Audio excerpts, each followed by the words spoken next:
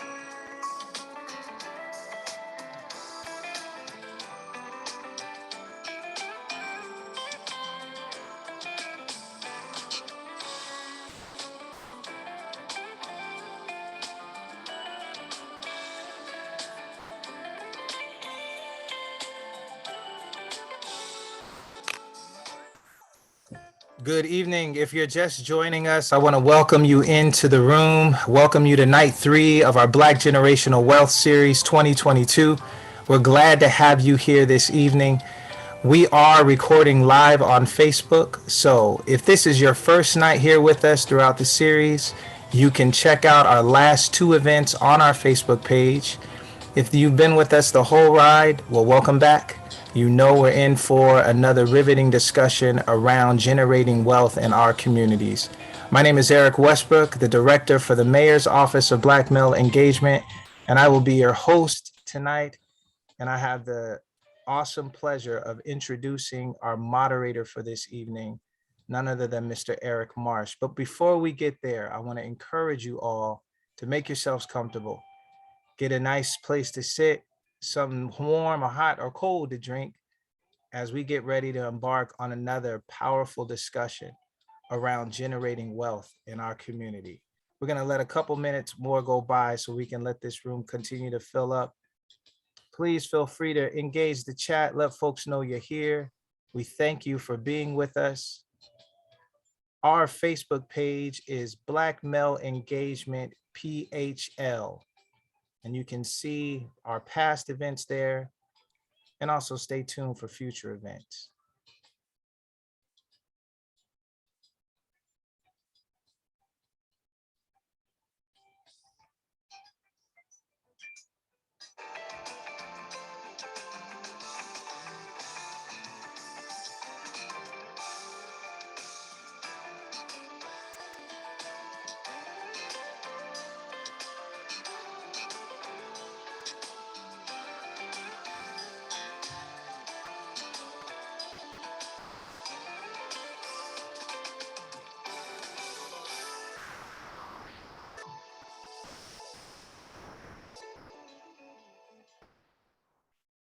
All right. Well, thank you all again for being here tonight. My name is Eric Westbrook again for the Mayor's Office of Black Male Engagement.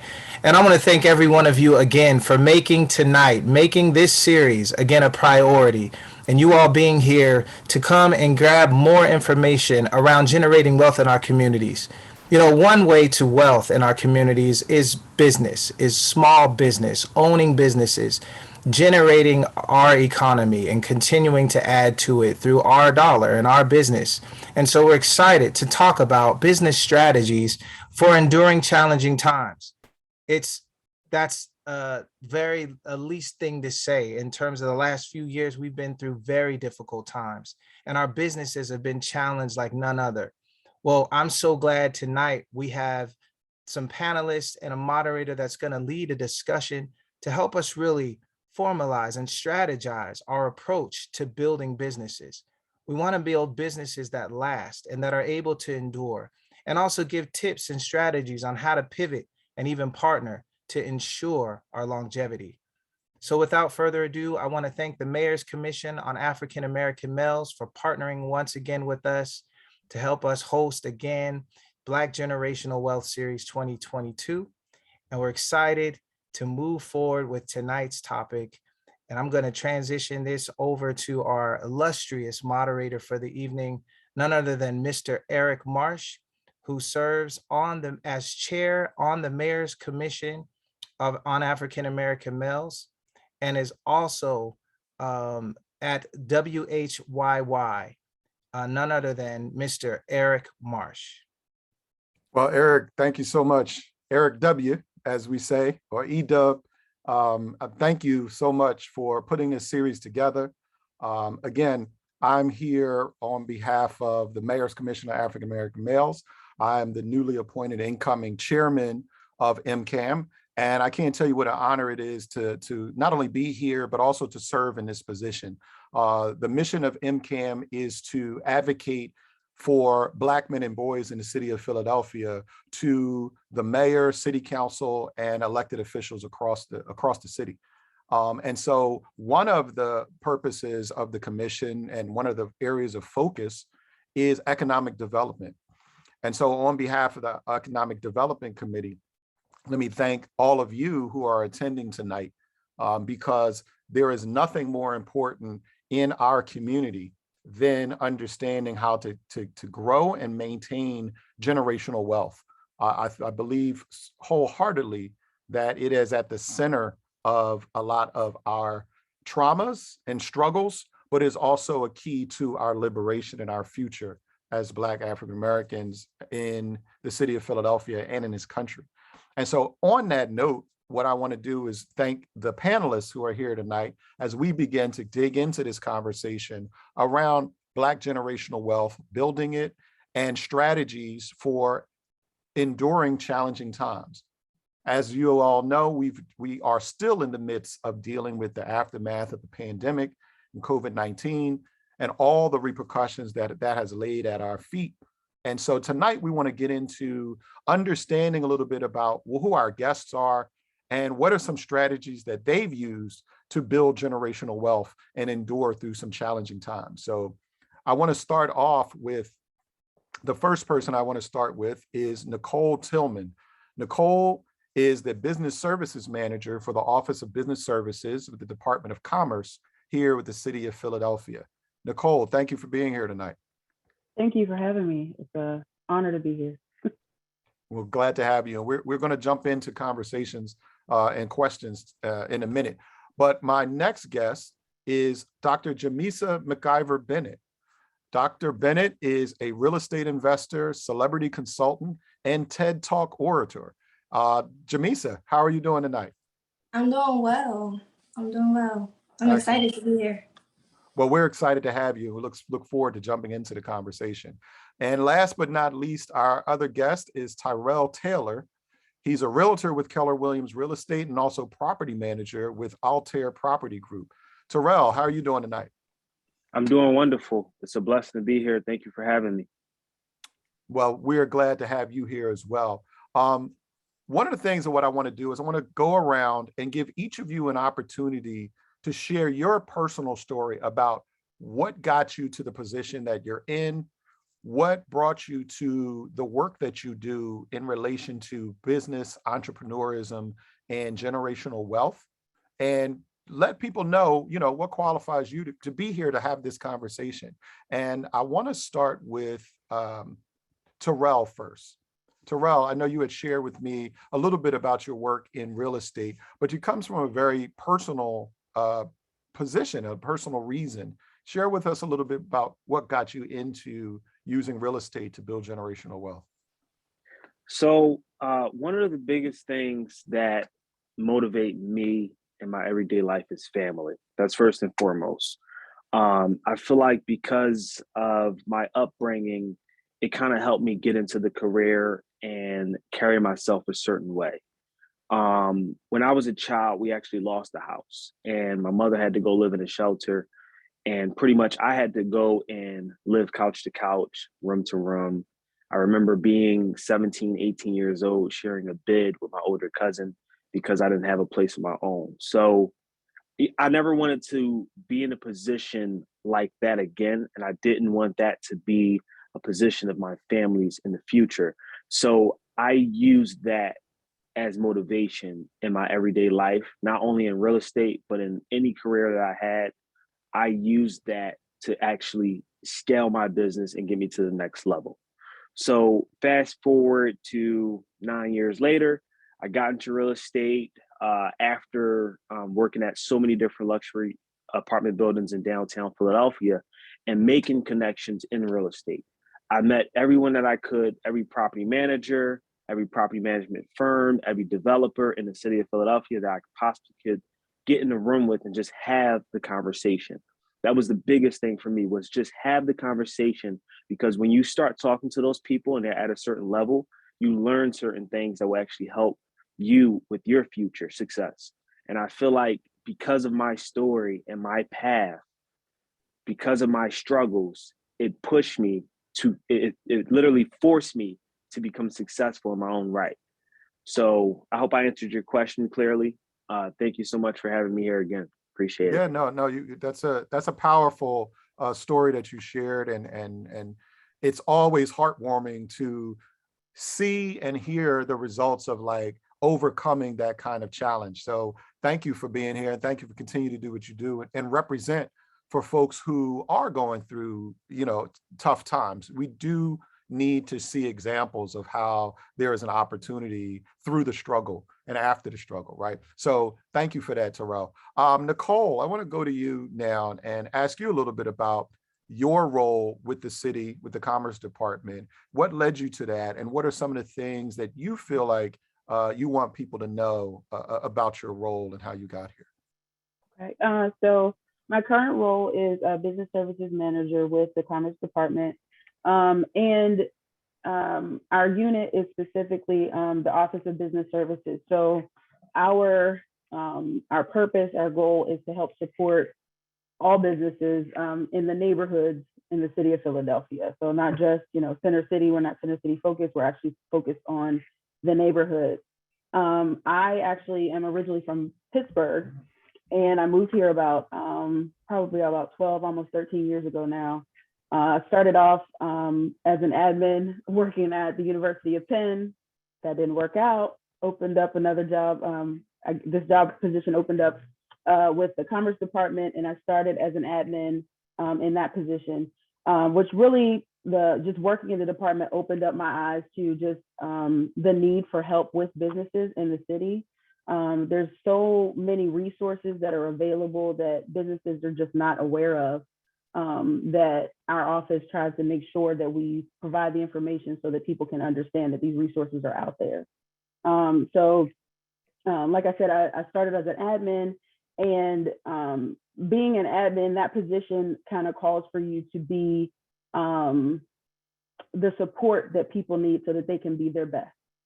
And with that always being something that's been in my professional life, moving forward into this business services position, I feel like now I'm taking that skill set of making sure that, whoever I was working for is the best that they could be. Now I'm doing that for businesses. Let me get all the resources to you that you need so that you can be the best business possible, so that you can create that generational wealth and, move forward, expand, and be the best business. So that's a little bit about me. I hope I answered the question. No, you did, and thank you for that, because again, it's good to know the trajectory of the panelists and what brings you here.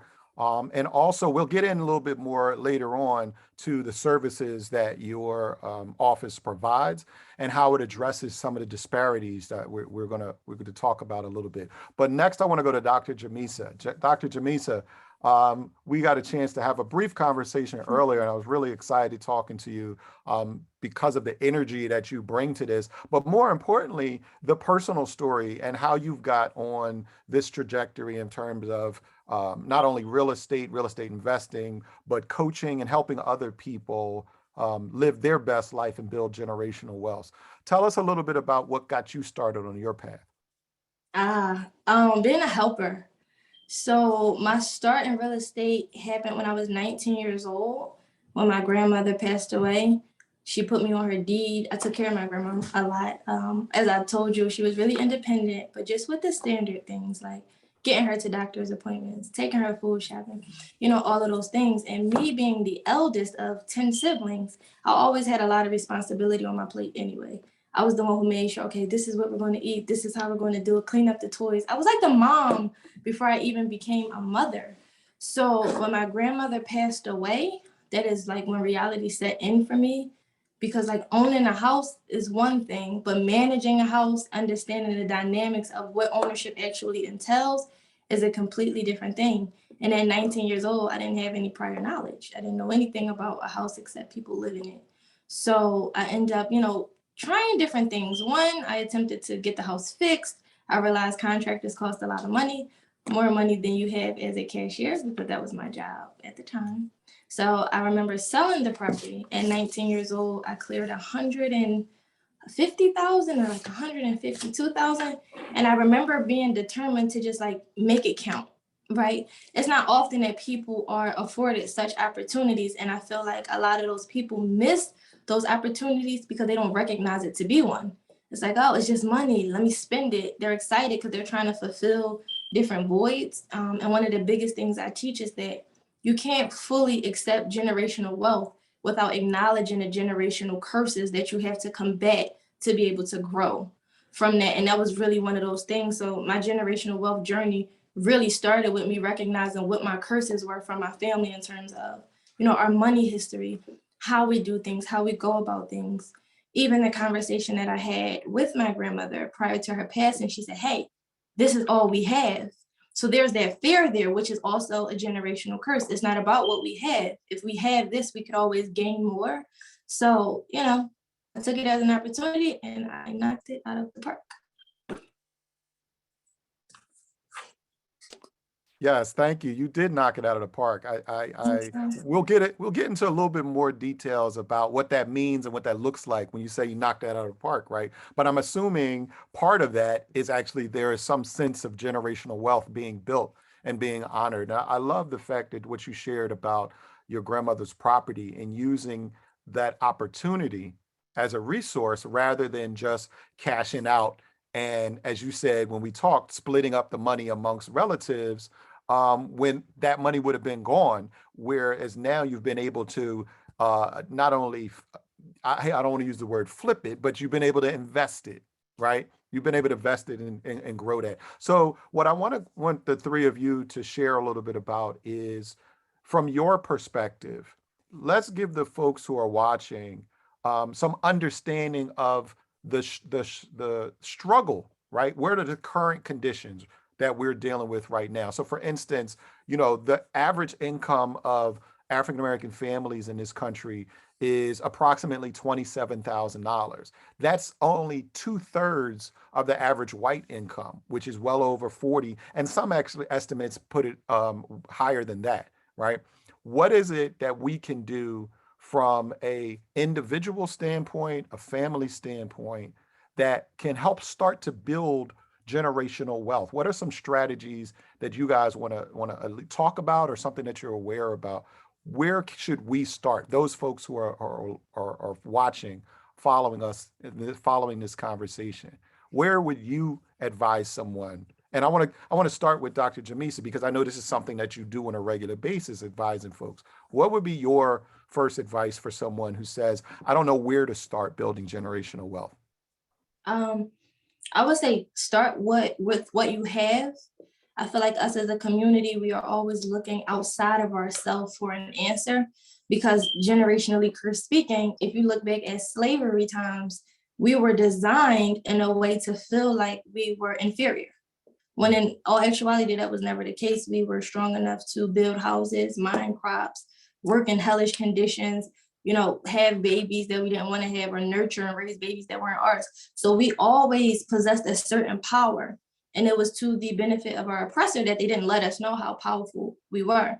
So just looking inside of your household first, right? And really becoming selfish with it. You have to, I feel like a lot of families, since there's no real togetherness, you got people who can't wait to get away from each other. Like, you grow up in a household, you have a bunch of siblings. I'm leaving. I'm out of here. I'm going here. I'm moving here. But your community is your family, right? Think of it as any company that we use frequently. Like, you think about how it was built. It was a family business. It was one entrepreneur that had a dream, and there was a family who was around that entrepreneur who supported that dream. And then it grew, it expanded, and then they were able to replicate, the process. So you look at it, what do you have? If it's a sister, cousin, aunt, uncle, okay, one CEO, one CFO. Like build your life in a way where you are recontributing to your family, opposed to you going over there being a musician, you being an actor. There's no pouring into. We're taking away from each other and we're dividing. And by doing so without a proper strategy, you're not going to conquer anything. So look at what you have and look at how you can make it work. Tell them, look, we're not buying Chick-fil-A for 6 months. Every time you have the urge to go to the drive-thru, put $20 in this pot, or put $20 inside of this box, right? Break out of the I don't trust thing.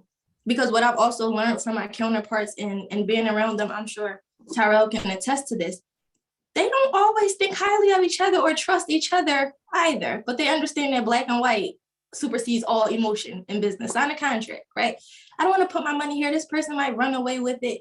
Listen, sign a contract to prevent that from actually happening. And most people, they have houses or they have access to houses, right?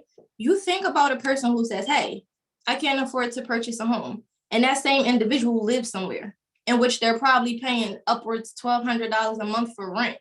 There's a sacrifice that needs to be had there, because it's not saying that you don't have the money. Clearly you have it. You're just using it for something else.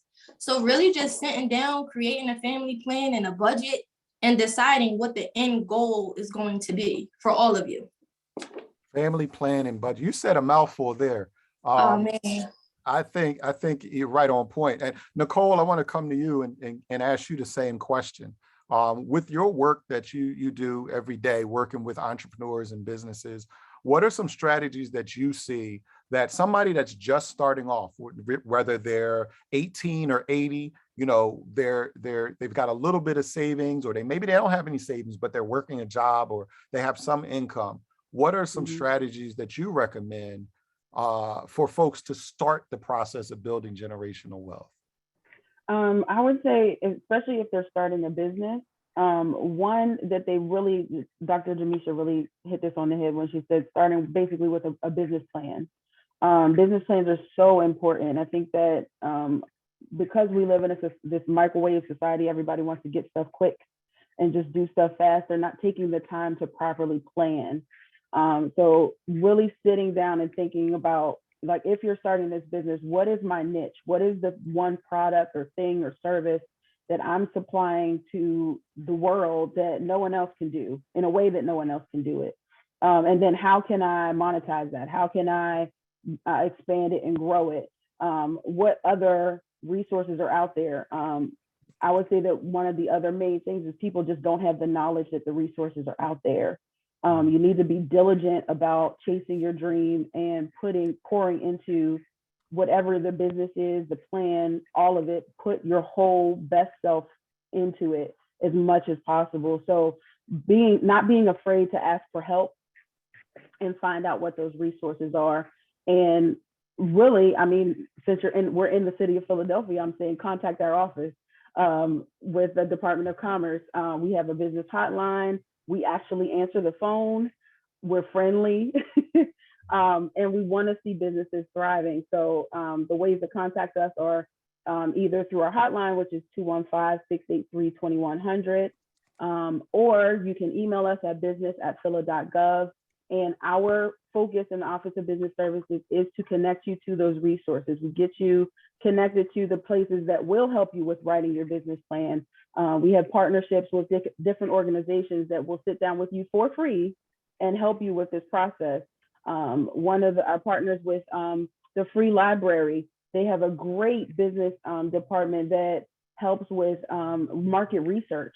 So you can find out like what are the other businesses even in my area, drill down to the street and the block and find out, okay, what is my competition going to be like in this market?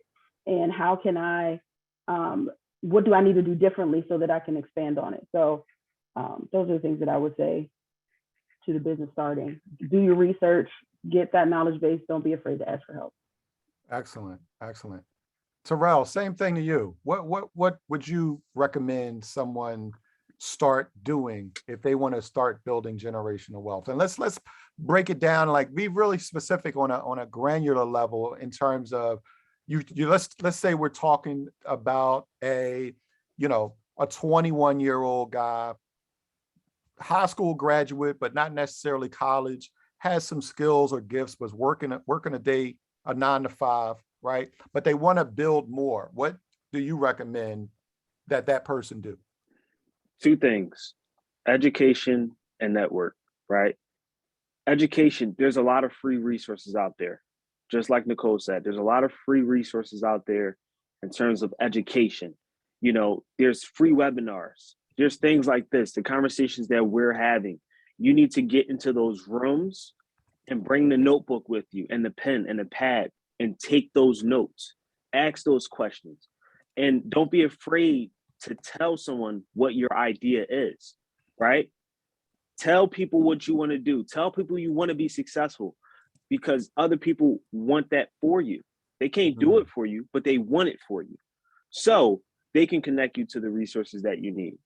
Education is everything. Network, like I say, talking to people, finding those groups, the Chamber of Commerce in your local city, wherever you're living, school, if you graduated from a college, or even at your job, the people you work around. Let me tell you something. I found out yesterday, there's a new property that I'm managing temporarily in Wynwood, PA. I was talking to the maintenance guy, the maintenance supervisor, just regular conversation, right? And he asked me, what do I do outside of managed properties? And I said, well, I'm a realtor and, I do some other stuff too. Come to find out, this guy had 13 properties. I would not have known that if we didn't have the conversation. And I'm like, so you're pretty successful. You're working just because you want to. And he said, yeah, if I sat still, I would probably die. This is what he told me. So even if it's your 9 to 5, you need to find people that you can just have a normal conversation with about success, about education, about working, ideas, being an entrepreneur, because there's a lot of other people out there that been through what you're going to go through and beyond. So education and network is key.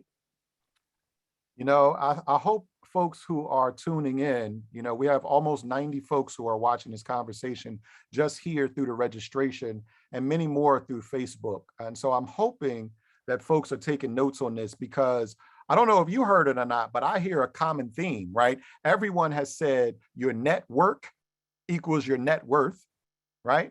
And everyone has said educate yourself, because there's a lot of free resources out here. So I think those two things alone are a great way to start. I want to go back to Dr. Jamisa. I want to find out from you. Let's say folks have resources, they are able to start this path of entrepreneurism. From your own experience, tell us, what are some of the major hurdles that you had to overcome when you first got on this path of entrepreneurship and building generational wealth? What are some things that you ran into early on that you want people to be aware of and maybe help them avoid? I would say my biggest thing, my biggest struggle was awareness, like my lack of awareness. So I share with you about the nonprofit. It's called WORK. And that's what I built my dissertation around and everything. It stands for wisdom, opportunity, resources, and knowledge. That's what work means. Like if you ever think about you working on something, it was one of those 4 things, right? And during the time, like I didn't realize who was a good resource. I didn't realize how to take advantage of opportunities. I did feel afraid. So what I said in the beginning, don't be afraid to step out of the box and don't be afraid to ask questions that you don't know the answer to. Don't be afraid to be taken advantage of. It's going to happen, but it's a learning curve. So when I first started out, it was like, okay, the only thing that I really had was wisdom. And that just came from the Spirit. Thank God he kept me. Thank God for his grace and mercy. Because I was like, oh my God, I don't know what I'm doing. But I did have resources once I started to like pray about it and look around me. Because like I said, everything that you need is like right there. Tyrell had a simple conversation with a person, right? In our community, we are told not to talk to strangers. Like you raise your children and you say, hey, don't talk to strangers. We never talk to them about how to identify strangers. If my kid was in a situation and needed help, I would want them to know if mommy's not around, find an adult to help you, right? So I would never tell my kid not to talk to strangers. I would tell my kid like what kind of strangers to avoid, giving them the opportunity to be able to make good decisions. We are raised not to be able to make good decisions. Hey, stay in a child's place. Well, what is my place? I don't know. You didn't teach me. Don't ask me questions. I'm your mom. I said so. I know you said so. I need to know why you said so. So that when it's time for me to make decisions, I know how to say things or to delegate. I need to know how to ask for help. I need to know like, okay, it's all right not to be able to figure everything out for yourselves. We are raised so independently that it's almost scary. Like you'll hear people say, hey, it takes a village. It takes a village. And you look around and you realize I don't have a village. And then when you realize the reasons why you don't have a village is like we are counterproductive in our communication with the people who are around us. So for me, it was just acknowledging like, hey, just like there are bad people, there are good people. Some of them are there to help. Also, not taking things really personal, really learning how to chew up the meat and spit out the bones. Everybody is designed in their own way. So their form of communication, how they teach, if they choose to teach, these are all things that are embedded in that specific person. But you can still find a lesson in all of those communications, even the ones that are not so pleasant. You have to make it a point to learn, right? Sometimes things don't go our way. I'm speaking personally. Sometimes things didn't go my way, and I took it very personal. Oh, you don't want to work with me. Even down to selling a house. I told you guys I sold it for $150. I was super excited at 19 until I found out I was supposed to sell it for $350, right? And it would have been easy for me to say, uh-oh, I'm in above my head. What did I do? Somebody took advantage of me. I made it a point to learn what went wrong, right? Because you can have resources. If you don't know they're there, it doesn't matter. If you don't educate yourself, right, that knowledge piece on how to utilize your resources, because everything is not about money. As a matter of fact, money comes last. When you're talking about success, money is always the last things to come, in my opinion, right? You're going to have connections at first. You're going to, learn different atmosphere and get into certain spaces. You're going to figure out how things work. You're literally lining up your puzzle pieces. And then true success comes when you're able to put it all together to form the bigger picture. So yeah, just being aware of what really is around you. Like you may see poverty, right? Think about, okay, how did it get like this? Can I do some affordable housing? All right, what can I do to change the dynamic? How can I insert myself to be more a part of the solution than to be a victim of just the problem in itself? But that's major. Well, first of all, can we get an amen, right? Does anybody like want to hallelujah on that? The reality is that no, first of all, you spoke a word, but the reality is that yes. But I actually see some comments in the chat around what can we do? How do you instill that kind of self-confidence? Like you said, as a child, we're often told to just do as we're told, right? Without questioning. So we often aren't provided answers. We aren't provided information. And many of us make it into adulthood without knowing how to seek out information and how to trust others. How do we, and this is about to turn into therapy a little bit. So I was Tyrell and literally Nicole, going to say, to answer your question, rebuild yourself, and you really have to repurpose your pain. Like we all have trauma, we all have pain. Like I'm a sexual abuse survivor as a child. I was molested. There was so many things that could have turned me into a statistic, right? I used it as an opportunity to avoid. So first things first, You can never have a testimony without the test. And if you are stuck in a pit of just looking at, okay, this happened to me, I am a victim, you are literally stripping yourself from the opportunity to be victorious. That's point blank, period. If been subjected to anything that you didn't like growing up, or misfair treatment, or just feeling alone, that was something you had no control over. But the moment that you become an adult, you have a choice.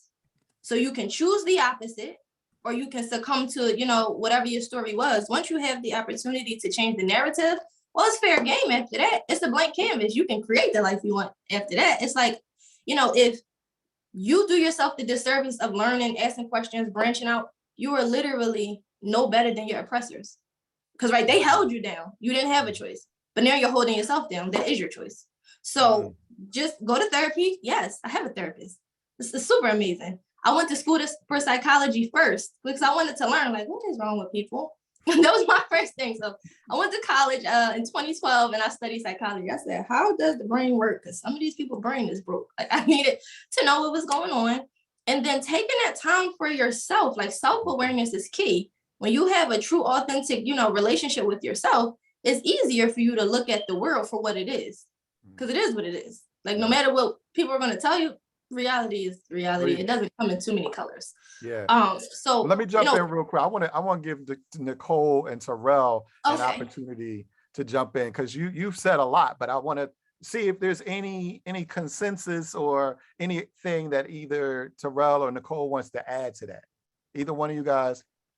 Man, I just love what she's saying. She's saying some really great things. I would only add to that, just become your own cheerleader. You need to cheer yourself on first. So as you're building yourself, building your confidence, breaking down what those pains and hurts are and overcoming and going through the healing process, start to cheer yourself on. And that's how you start to get other people excited about you. That's how you start to draw other people in. And then also just, again, really taking that time to build your tribe, build your community. If it starts in your family, great. If it starts outside of your family, that's okay too. Not being afraid to even, tap into resources that, people that don't look like you.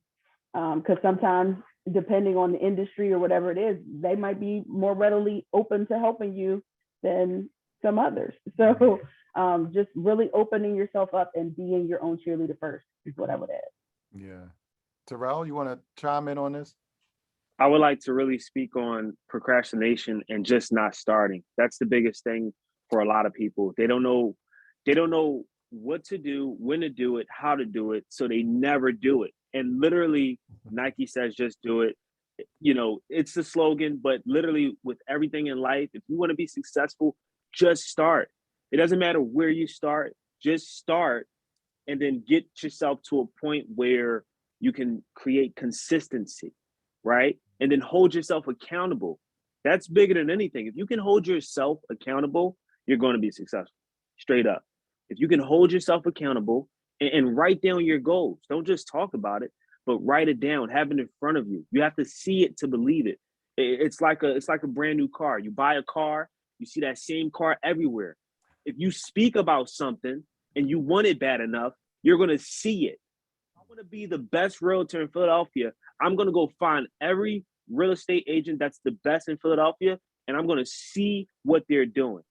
I'm going to open up their book and read their pages and find out what can I pull out of that will work for me. And then not only am I going to do it, I'm going to do it on a consistent basis and put my best foot forward every single day. I'm always going to want to outdo myself. And you have to put that first, for real. Well, you may have touched on this, but I really want to go back. I want to take one step back and dive in a little deeper, because you said the A word, right? You said accountability.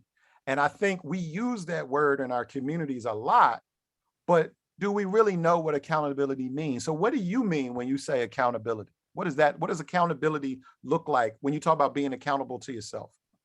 If you say you're going to do something, do it. It shouldn't take someone else to tell you to do it. If I say I'm going to get up tomorrow at 6 a.m. and I'm going to hit that gym, I have to do it. I have to, right? If I say I have to make 50 calls today, right, so that I can reach out to my sphere of influence or my clientele, I have to hold myself accountable. I have to make sure that I do. Just like you get up in the morning, you brush your teeth. That's the first thing you do. It's second nature. You have to hold yourself accountable for your own skill set. Whatever it is that you want to do, whether you're in sales, you're in real estate, you're in fashion, you're in retail, if you have a certain goal, you have to hold yourself accountable to make sure that you're actually getting it done. And track your results, track your progress over time. I write down how many calls I make a day, how many emails I send a day, whether it's a CRM or on a notepad, doesn't matter. That's how you hold yourself accountable. And you have to be true to yourself. That's the biggest thing too. I'm gonna leave it after this. Don't lie to yourself. Results will show the harder you work. It's like going to the gym. You work out, right? And you do 5 push-ups. You're not going to see the results. You have to be consistent, hold yourself accountable. I'm going to make sure that I do it. And the more you do that, you'll start to see the results that you're looking for. Thank you for wrapping up on that note, because I was going to say, there's a lot of people out here that don't brush their teeth every day, right? So it's not. So how do you create that habit, right? Like I know what you mean, but again, what you ended on, this idea of going to the gym. Speak a little bit more, and maybe I want to hear also from Nicole, but Tyrell, you could start. Speak a little bit more about what the process of starting does for consistency and accountability, because a lot of people don't do that. Matter of fact, someone in the chat said, I have a hard time. I spend a lot of time in my head, right? I've had to get out of my mind. It was too late for me. We oftentimes we tell ourselves a story, or maybe more accurately, closer to what Dr. Jamisa was saying, is that when we're young, we hear stories, we're told stories over and over again. And as we get older, we internalize that. So how do you, when you've been told that you're no good, or when you haven't been seeing yourself represented in the fields that you've dreamed about, or something that a friend of mine and I talk about regularly is we oftentimes, and here in our community, people will say, oh, so you think you smart, huh? What makes you think you could do that thing, right? We hear this negativity. It's part of our culture and a community.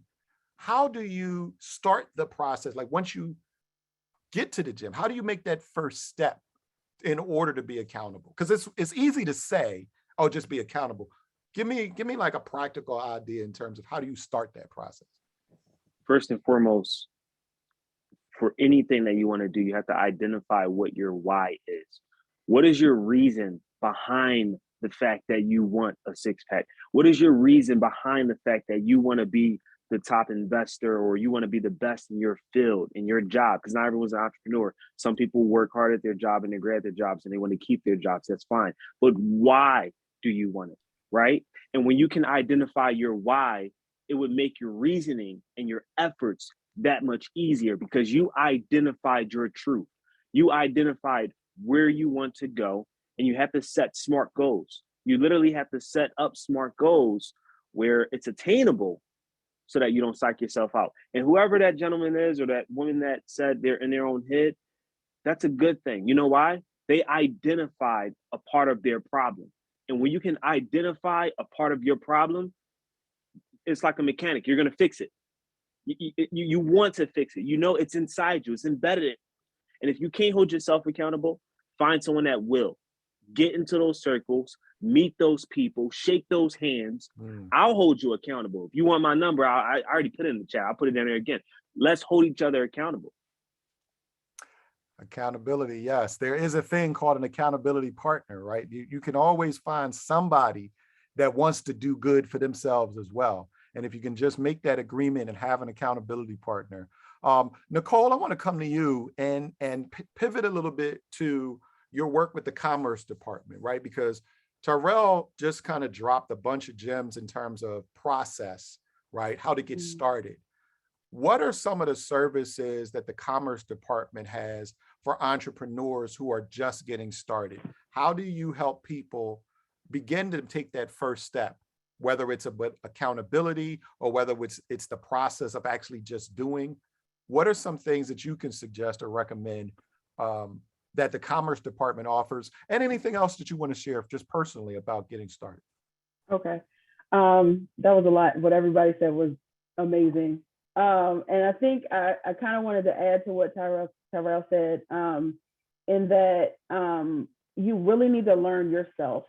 You need to learn your strengths and your weaknesses. Sometimes we always focus on the strengths, but you also need to focus on like finding out and identifying what those weaknesses are so that you can begin to build them so that you don't stay in that, they don't have to remain weaknesses. You can work on them so that you can build them up and they can actually shift and possibly become strengths. But really identifying and knowing yourself is really important. So I just wanted to add that.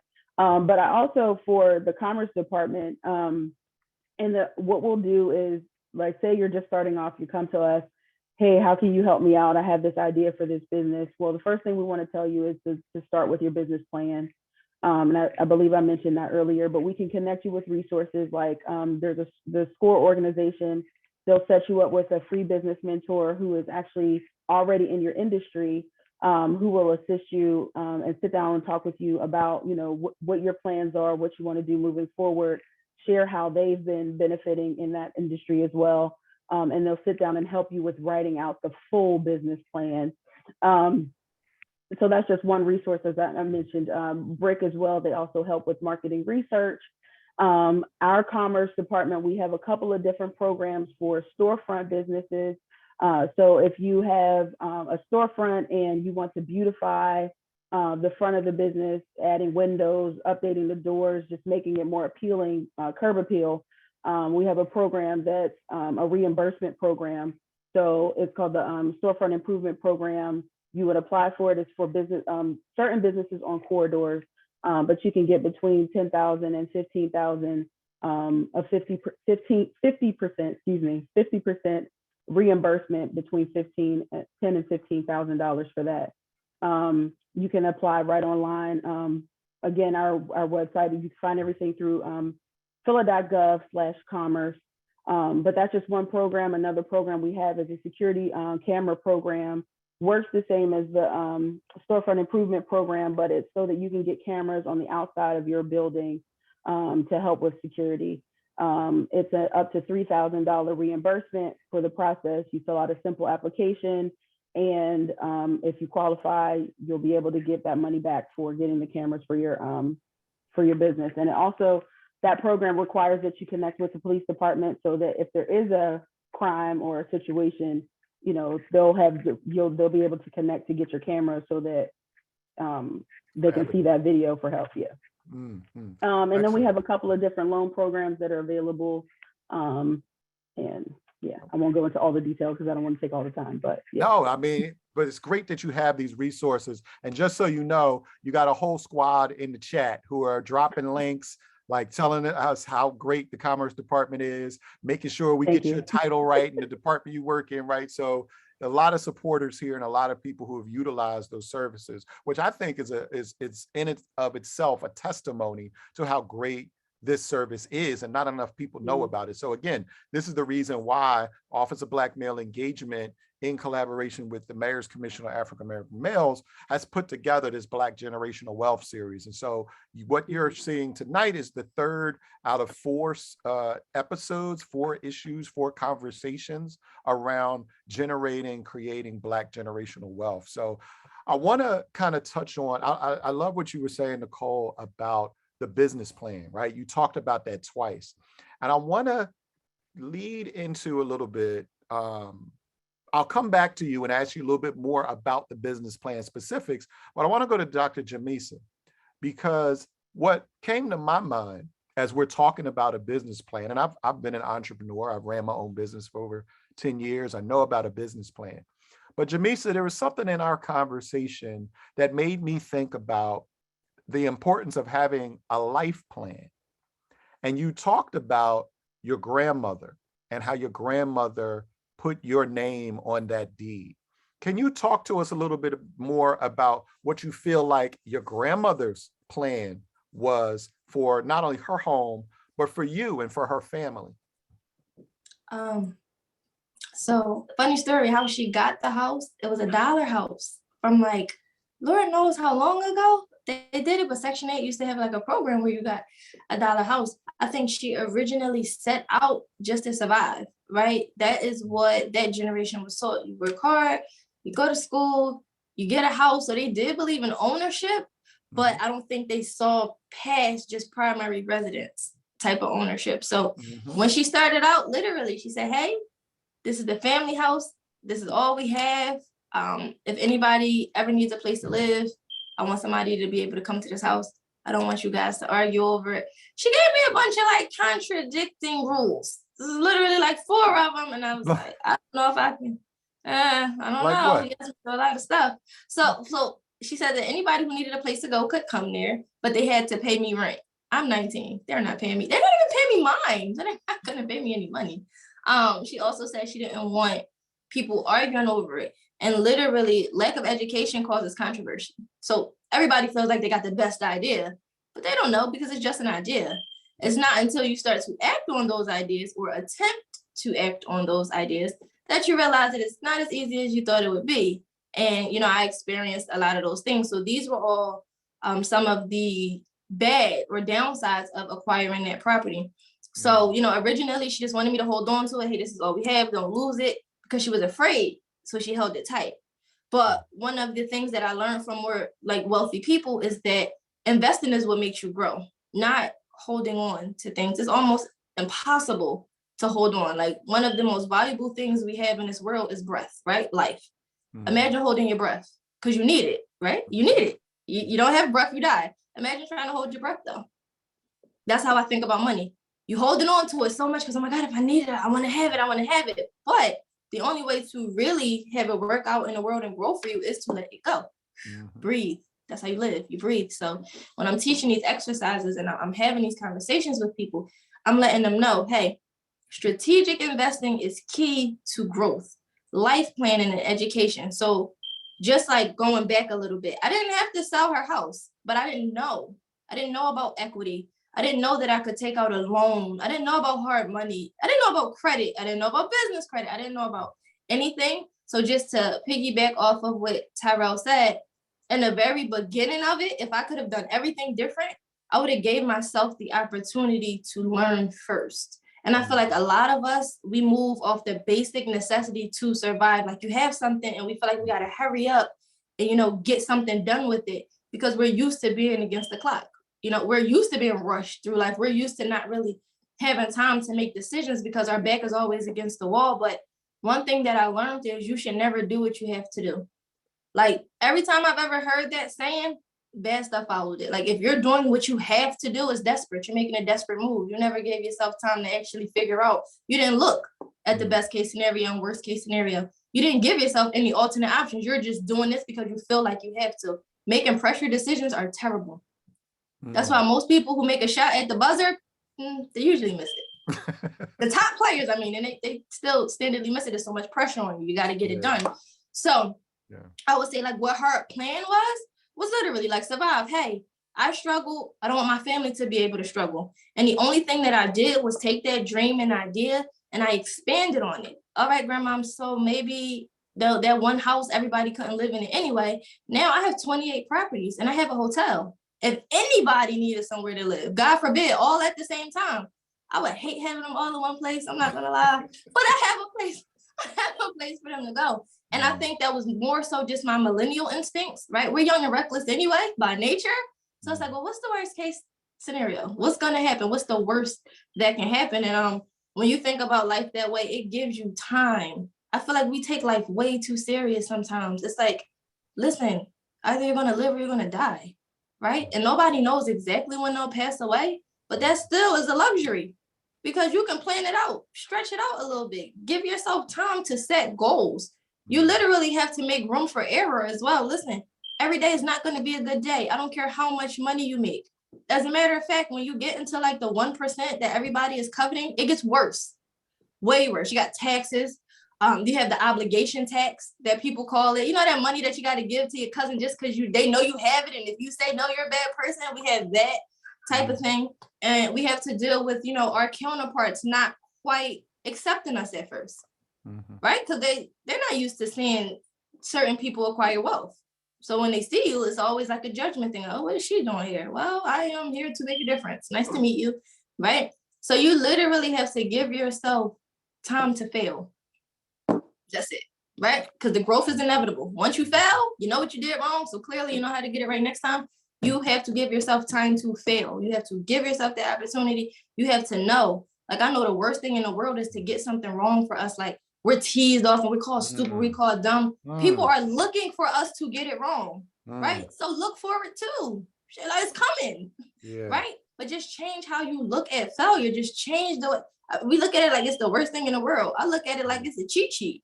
Like, if I get this wrong right now, at least I could get the answer to how to figure it out, the right way. So, I think our plan was literally just to survive. So I did a little bit of surviving at first, but I used those tools that she gave me and then the resources I acquired after it. And I realized that thriving takes equal energy. So I might as well do that. It's going to be hard work either way. Wow. You said a mouthful, and I thank you for what you shared, because you just remind me of so many different things. It's the concept of failing fast. Failing fast is a business concept that was introduced. I don't know who coined the phrase, but it's been around for a while, and understanding that if you fail fast, you're saving yourself, you're learning, right? But you're saving yourself from stretching out that painful experience, like you said, that you already know is coming. Failure comes. I talk to my children about this all the time. For those of you who are parents, you know this, right? There's a lot of kids, you're trying to get them to do their homework, or you're trying to get them to take a test, and they're just wringing their hands and gritting their teeth, and they just, I don't know it. I don't know it. Well, you know what? You go to school because you don't know. Like, the whole purpose of school is to teach you what you don't know. If we expected you to know before you got there, we'd just send you to get your PhD and you'd be done with it, right? The process of learning is inherently tied to failure. Growth is tied to failure and pressure. So thank you for that. I'm telling you, I don't even know where to go from that. But Tyrell, let me see. I see you over there shaking hands and snapping fingers and stuff. Jump in on this in terms of this idea of planning your life, right? We're talking about, Nicole set us up with the understanding of a business plan. And Nicole, I'm going to come back to you and dig down into that business plan a little bit more. But Tyrell, tell us a little bit more about that intersection between the business plan and the life plan, right? You told us about holding ourselves accountable, right? You told us about getting to the gym, but what does that look like when you're actually planning it out for yourself, and how do you go about that process? I just had a son, he's 4 months. And the very first thing that I told my wife was, let's set him up with a account. Not just any account, but a account that grows over time, something that will protect him, something that he can tap into later down in life. So I created an IUL for him, an Index Universal Life account, right? Where pretty much we start now investing into his future. And it's a money account. There's some health benefits there as well. It's insurance too. And pretty much what you're doing is, while he's young, you're investing in an account, it's growing. And say when Nolan gets 18, my son, he turns 18, he decides he wants to take money out for, I don't know, real estate, right? Or school or anything. He has that in place, right? Start establishing his credit young, right? I want to make him an authorized user on my top credit card, so that when he's 18 years old, he has a 700 or 800 credit score, like some of my clients that's only 17 years old or 18 years old, right? And they never lived on their own, but they got perfect credit and some money in the bank, right? So when you say, setting your life up, that you have to go beyond today. You have to look forward to the future and tomorrow, right? And there's so many financial experts out there that will just feed you knowledge, right? They'll pull you into webinars like this, they might try to sell you, but the biggest thing is they have more knowledge than I do, right?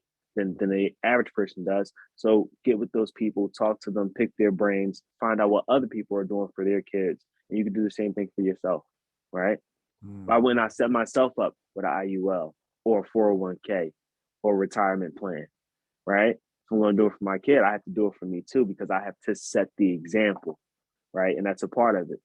So at the end of the day, you weren't taught this as a kid, but you can pick it up and you can implement it in your future and your success. So Beautiful, beautiful. Thank you for that motivation. I just want to add to what you're sharing. The folks in the chat are really loving and appreciating what you guys are saying.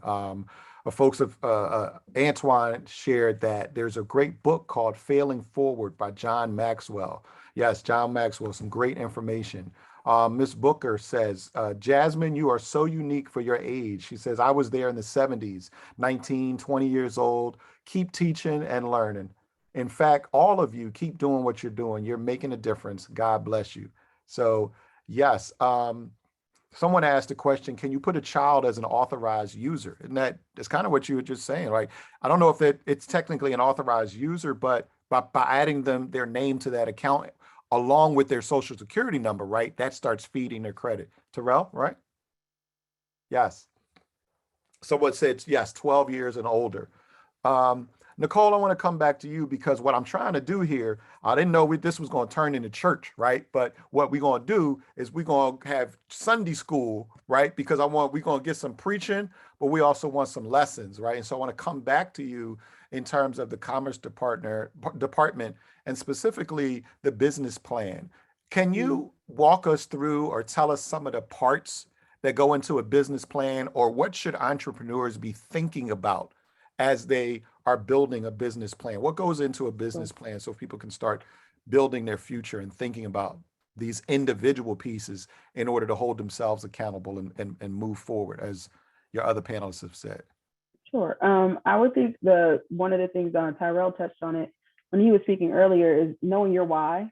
So your why should be part of your business plan. Why am I doing this? What is my product or service that I'm putting out there? And get as full into the description as you want to go. Where, like, how far do you want this to go? Do you want it to start where you want it to start, and then where do you see it going in the next 3 to 5 years? How do you think they ways that you'll want to expand it? What are your full products and services that you're going to be putting out there? Market analysis, doing the research and finding out, what is the market for this product? What is the need or the demand for this product, or how am I providing this product or service that no one else has out there, but there's a niche for it, or a untapped into market that I see the need, but I can fulfill it. That thing. Also, strategy and implementation. How are you going to do it? Where are you going to do it? How are you making, or if you're making a product, how am I making it? How much manpower is it going to take for me to make this product? Do I need someone else to help me with this? How much is the cost, the financial planning portion of it? People don't always put as much time as they need to into that portion. What is this going to cost me to make each of these products? And even when it comes to like shipping, a lot of people are doing online and in-home based businesses. Like, you need to drill all of that down and find out what that financial projections are going to look like. Because even when it comes to, what I find is that when it comes to getting ready for loan applications, we don't have the knowledge base. We don't understand what needs to go into that process for the loan. So you're not even loan ready, but you want to go and sit in front of a loan officer, and then you wonder why you got rejected because you didn't do the research to find out what you needed to do and prepare for that loan process. So making sure that you think about those things in totality, and like Tyrell said, writing it down, having it written down. A written business plan is always better than just having the idea in your head, because can't nobody see it in your head but you. So you need to have it written down. And like I said, our office has the resources to help you with getting all of the tools, all of those pieces of the puzzle together. We do that one-on-one help so that we can and connect you to the resources so that you can have that full, complete business plan together as you're moving forward. And always leave room for changes. What you're writing down doesn't have to be set in stone. This is just the plan, but you can alter the plan. You might have to pivot the plan and change it. So just keeping all of that in mind. No, excellent. Yes, because you could always change the plan, right? But you can't follow the plan if it's not written down, right? Exactly. If you're relying on your memory for all the things that you want to do in order to build generational wealth, you're not going to build very much, because the reality is that it takes all of these different components. And something that you guys have inspired me to really reflect on is in my work with Black men and boys across the city, and as a former entrepreneur, you know, I've come across this challenge many times, and often it just exists too much in our community. What I find is that there are a lot of people who talk about wanting to start a business. There are a lot of people who talk about wanting to be an entrepreneur and opening up a business. But oftentimes what I find is that people are really only chasing money. People are only really chasing money. And I think it goes back to what Dr. Jamisa was saying as well about the insecurity, the fight for survival. How can we get our young people to think differently about what it means to be an entrepreneur and to start a business? What are some ways that we can change the narrative so that securing the bag is no longer the goal? And what other goals would you suggest folks pursue in order to get on the road of building generational wealth? And this is for anyone who wants to answer. Tyrell, I see Tyrell put his hand up. I had this conversation with my colleague last week, and he may be on this call. His name's Angel. But anyway, me and Angel, we got to talking, and he was like, I just want to make $250,000 this year. And I'm like, well, what does that mean? You know, why? Why is it all about the money? You know? And at the end of the day, I know people that make 3 times, 4 times, 10 times as much as I make, and they're not happy. So realistically, when it comes to you being an entrepreneur, you starting a business or working in one, you have to identify what makes you happy, right? What makes me happy is my family, right? And another thing too, I work for my family before I work for a job, you know, right? What does that mean? My family's my why. I work for my family before a job. I put them first. My time with my family is everything. My son comes first. My wife comes first. My mother. I cannot let work, right? The stresses of having to be in 10 different places at one time affect my home balance, right? Because your home is your sanctuary, right? For everyone that's you know, God-fearing and they go to church and things, right? Your home is your sanctuary. Your home is everything for you, right? And you have to build that up. The foundation has to be strong. So you work for your family before you work for anyone else, including your entrepreneurship, your job, your business you're trying to create, right? You cannot make it all about the money, because if you're chasing the dollar, at the end of the day, when you die, that money's not going with you, right? But you can set it up so that it stays with your family, right?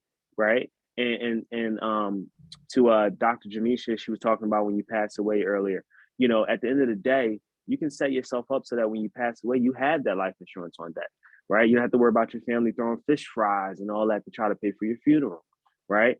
Right. So my thing is, at the end of the day, it can't be all about the money, because if you're constantly chasing the money, there is no reason behind that, right?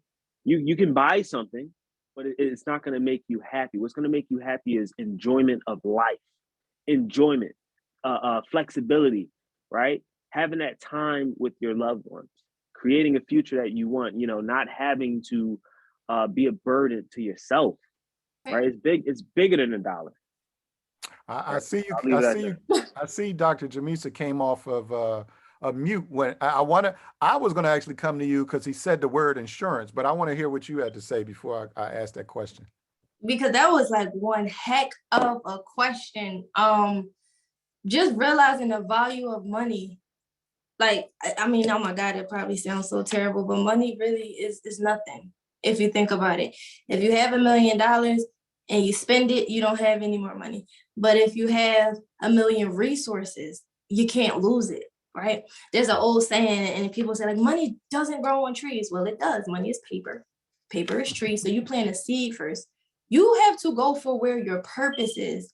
I think Miss Tillman, she did a really good job just explaining the processes of what it means to build a sustainable company. And a lot of those processes require just discipline, really strict. Hey, this is why I'm doing it, and this is how I'm going to do it. And like she said, looking for the outcome of it. I have a thing that's called like the GPS. and we decide where you want to go. We decide where you're starting from. And that's the only way that you're going to get there. Like if you tell Siri, hey, I want to go somewhere. And she's like, well, where do you want to go? Oh, I don't know. Okay, well, she can't tell you to start here and turn right, or to turn left. So money, it's really not that deep. Like you can make money. People make money. If you are the right type of person, you'll even be able to attract money. But what are you going to do? You're just going to spend it? You're going to pay all those taxes to be rich just to spend it on somebody else's generational wealth? Because I tell people all the time, we are all components of the generational wealth challenge. We are either on one side or the other. And that's really, really what's important. And I feel like that's super duper necessary. So when you say, how do we tell a person like to stop chasing a bag? Realize that if anything is running from you, if you have to chase it, then it's not for you. God is not the author of confusion. Obedience is greater than sacrifices in all things. People will look at me and say, oh, you had a house, you sold it, it was great. Lord knows how many times I had to just do what God told me to do when I was afraid. I'm like, sell a house? Like, sell the only house we got? Then you hear her, God, she said this all we got. You telling me to sell it right now? Okay. You telling me buy another house? I don't know how to do this. You want me to go to real estate school? I don't be a doctor?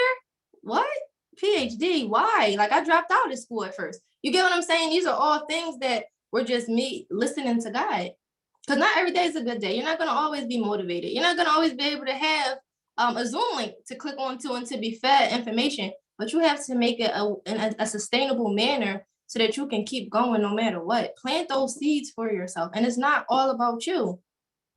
If your wealth stops with you, if your legacy stops with you, then that's no legacy at all. And then how do you love people, right? If you bust your behind and you work super hard and you die and the people you love have to do the same thing, how does that make sense? Or how do you love a person where you're doing all of these crazy things and you pass away and we have to fry fish? You know how long fish grease linger? That's not fair, y'all. Come on. We got fry. Now I got to get popped with fish grease because you made bad choices. That's not okay. Especially when you just learn, like you said an amazing thing, Tyrell, and congratulations on you guys' newborn. But yes, life insurance, have plans, understand the ways of the wealthy. Literally, there is a life benefit to life insurance. Can you imagine? Can you imagine somebody dying? And I don't mean to be like stereotypical, but usually where we're from, most people die over money. It's violence. That's it. You're dying, you got shot, you like was trying to take something that wasn't yours, or you were like selling some type of narcotic. You were doing something merely just to survive. Well, just imagine you getting life insurance, which you clearly are going to need anyway, given the path that you could be on, and you using a life benefit. You becoming your own bank with like infinite banking policies. Dude, there's so much stuff you can learn in a book. Where is a book? I don't know where. Oh, here it is. See, I'm in my office. I read. I practice what I preach. I don't just say it because it sounds cool. This is the private. The background. It's the private banking blueprint. For anybody that's here, this is written by an African American, Jake Taylor Jacobs, and he talks about infinite banking. He talks about it. You can put a certain amount in. I have a few whole life dividend paying policies between myself and my husband. So not only are we leaving them opportunity, we're also leaving them resources to go with it. Because God forbid you leave your child a bunch of money and they don't know what to do with it. God forbid, like you set your kid up.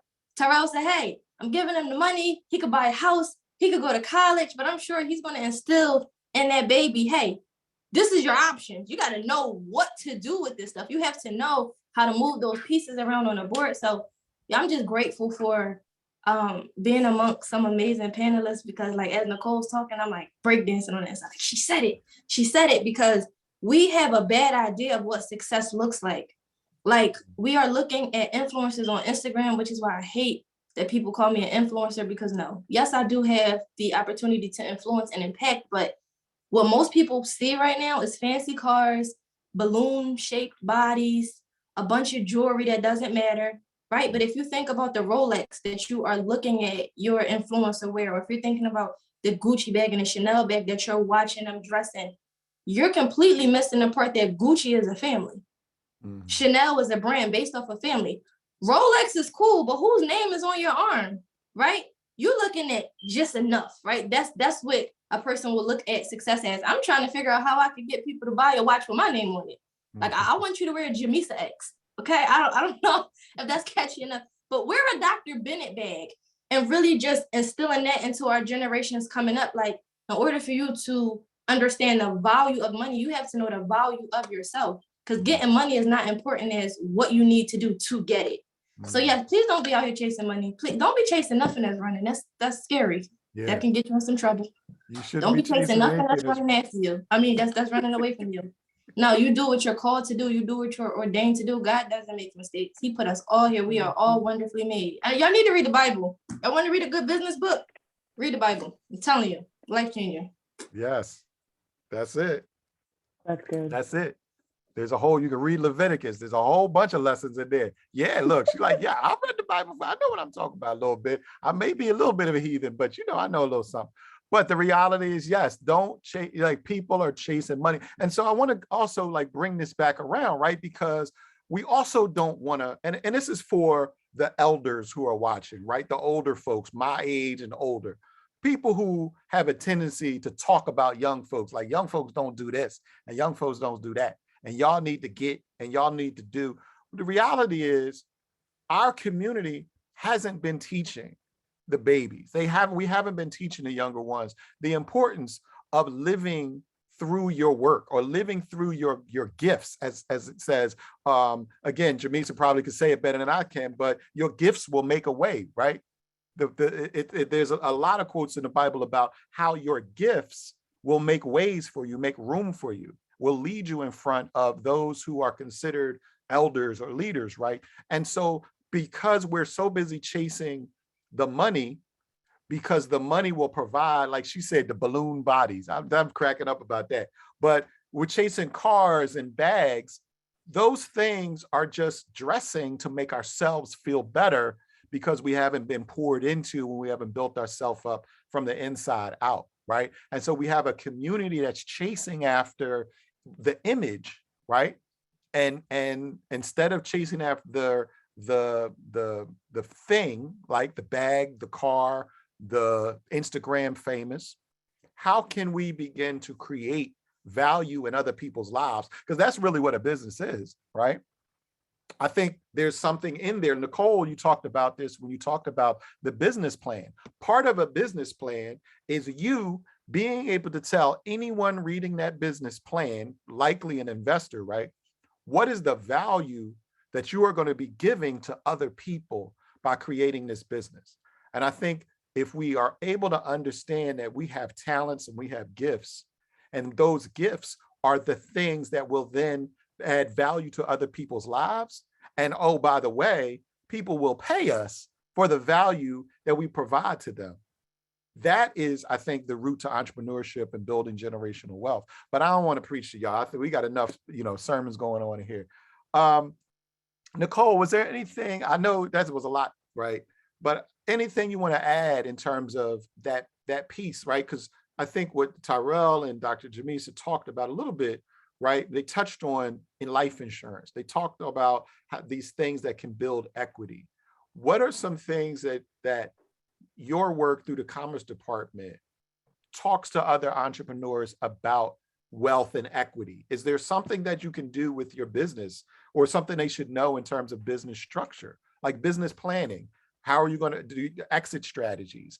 What are some things that you would say that, business owners need to know or need to think about in relation to building wealth with their business structure?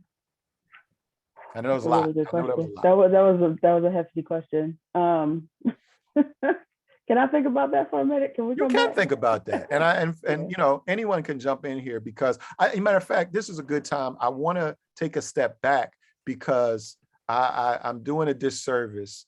Renice Dent actually asked a question almost an hour ago. She put a question in the Q&A, but we got to rolling and we kind of went off on a whole nother thing. But this is specifically about real estate and commercial real estate. So the question that she asked was, how can we find companies that offer loans for commercial property without collateral?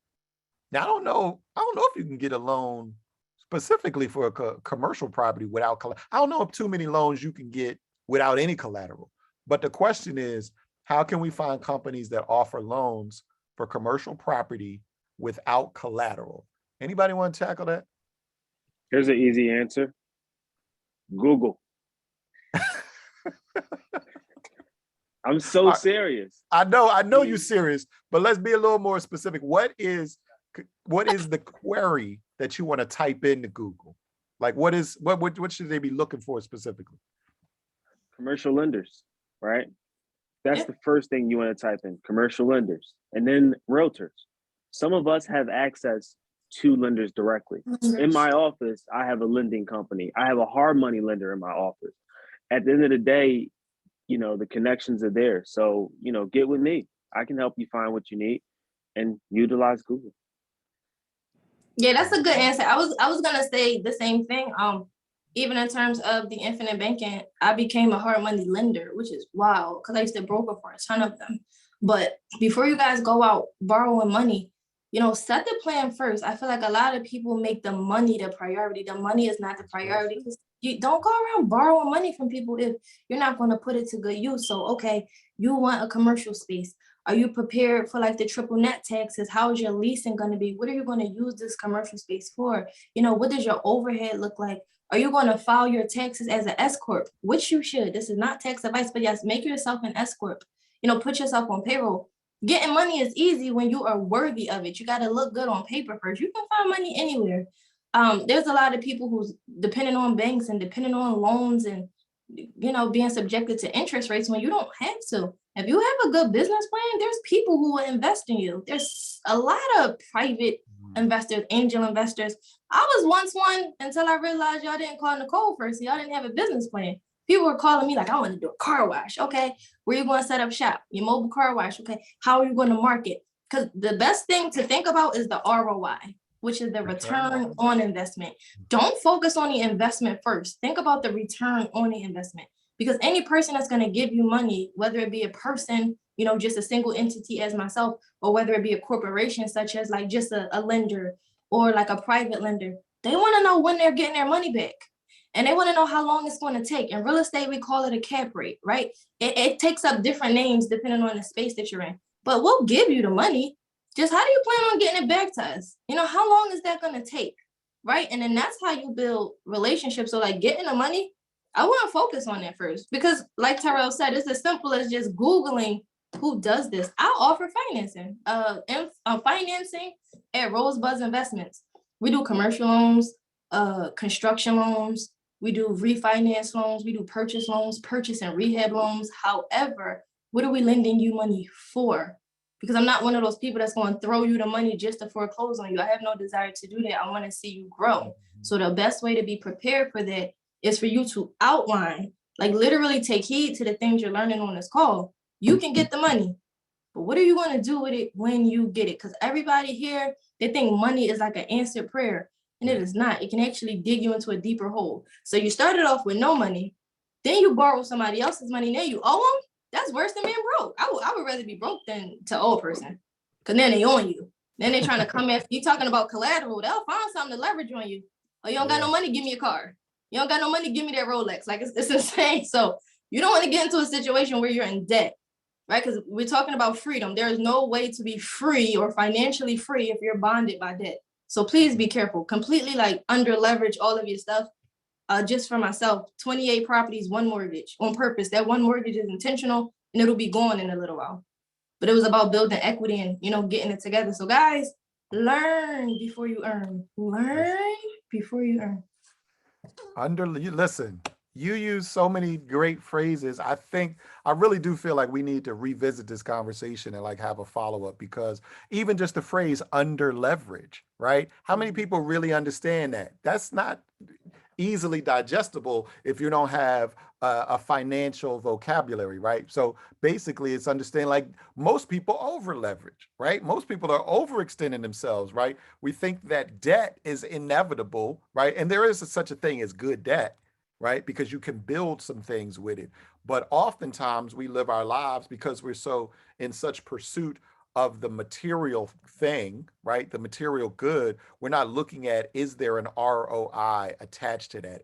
What is the return on our investment? As a matter of fact, unfortunately, the way I want to be mindful to stop saying our community, right? Because the fact is that America, the United States, has some of the largest debt in the world. Like American citizens are some of the least saving people in the world, right? So let's just also start to reshape our conversation around what it means to be Black in relation to money, right? We're living in a society that's teaching us bad habits. And oftentimes, also because we happen to be on the bottom or lower rung of the ladder, then we're also catching the fallout from a lot of other things as well. But that doesn't mean that we can't learn. And so that's why I really appreciate the fact that you guys are just dropping so many gems here. And it's so much great conversation in the chat. I'm trying to follow what's going on here. And again, if you have any other questions, somebody said this needs to be a master class. Absolutely. 70% of all Americans have less than $1,000 in their savings. Ain't that the truth? And $1,000 ain't gonna get you you can't get anything, right? I think most rental properties nowadays, if you want a 2-bedroom, you are out of luck. Who is this? Nicole says we have partners who can assist with nonprofit organizations. Share this recording with us. Yes, I believe it is going to be available. A part 2 is needed. I think you already answered that question. Let me see. More. Somebody said more money, more problems. Biggie, right? Yes. Hard money is risky made.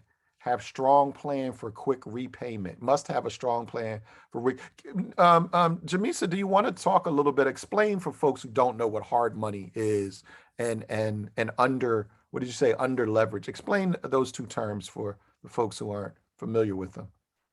Hard money is exactly what it sounds like. It is a very subtle form of extortion. I say that very loosely, of course, but if you are limited to hard money, that means that you don't have substantial like financial background. Either your credit is a little lower or you don't have as much money to put down, and lenders tend to capitalize off of that because they know that you need them. And as a result, you end up paying more. So typically a hard money loan, it's about 13 months. There's interest only payments up front, right? Which is terrible because there's a balloon payment at the end. So that's usually only good for a person who wants to just flip a property really quick. Unless you have the discipline to build your credit up and your financial profile in the middle of you doing all of the work so that you could refinance, which means to pull the equity out to be able to pay them debt back without losing the asset. But again, it just requires a really strong plan. And under leverage is pretty much just, be in debt for less than what you have access to. Meaning if you have 10 properties, you shouldn't have a loan on all 10 properties. That's another really big misconception when it comes to real estate, especially beginners. They'll hear leverage, use OPM. The rich people say use OPM. They do say that, but when they say use OPM, they're talking about us. We're the other people. They're not talking about going to the banks. They're not, owing a bunch of banks. So much so that if you dive into, like if you guys text that number that I sent to you guys, I'll give you a free link to the private banking class. If you go into the FDIC's website, literally, you can look at every single finance institution that exists. So you can see Wells Fargo, Bank of America, Chase, whatever. You can see all of those banking institutions. You can see what their holdings are, meaning where their money goes. You can see their reserves. You'll see a few billion in real estate, and you'll see almost double that in life insurance. Why would a bank need life insurance? First of all, if you even think about how life insurance was created, it was literally built on the back of newly freed slaves, which is why some of our grandparents still fall victim to having life insurance that they only tap into when someone dies. They have no idea about, the limit benefit. But I say all of that to say, when you understand how money works, that gives you a better chance to be able to use it. Being under leverage means you have more control over your assets. Like if you have a kid and you have 5 properties and all 5 have a mortgage on it and you pass away, you're either doing one or two things, depending on how old your child is and if there's a beneficiary in place. I feel like I'm saying a lot of crazy words. No, in you're a good. nutshell, No, you're good.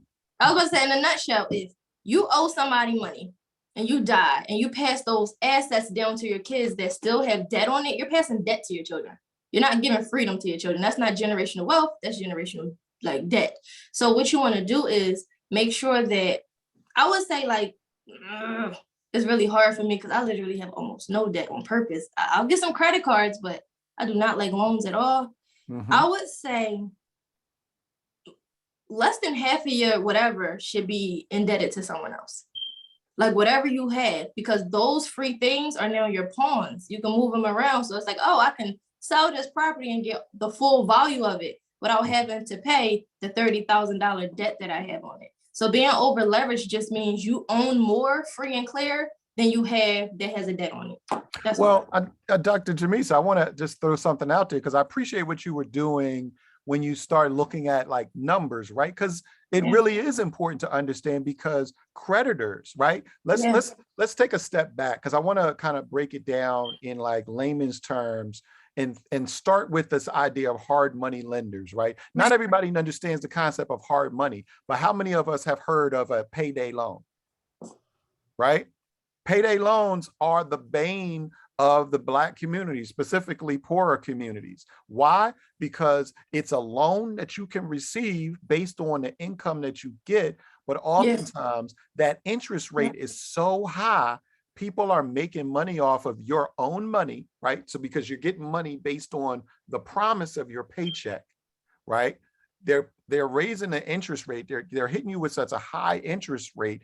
And the terms are often so restrictive that most people can't even get out of it and then wind up owing more money because of the way the process. That's now, I don't want to necessarily say that all hard money lenders are like that, because again, it's useful if you have a plan to be able to get out of it quickly, right? Yeah, well, most hard money lenders are that way. And I only know that because I've done real estate. I'm 28 now, so I started at like 19.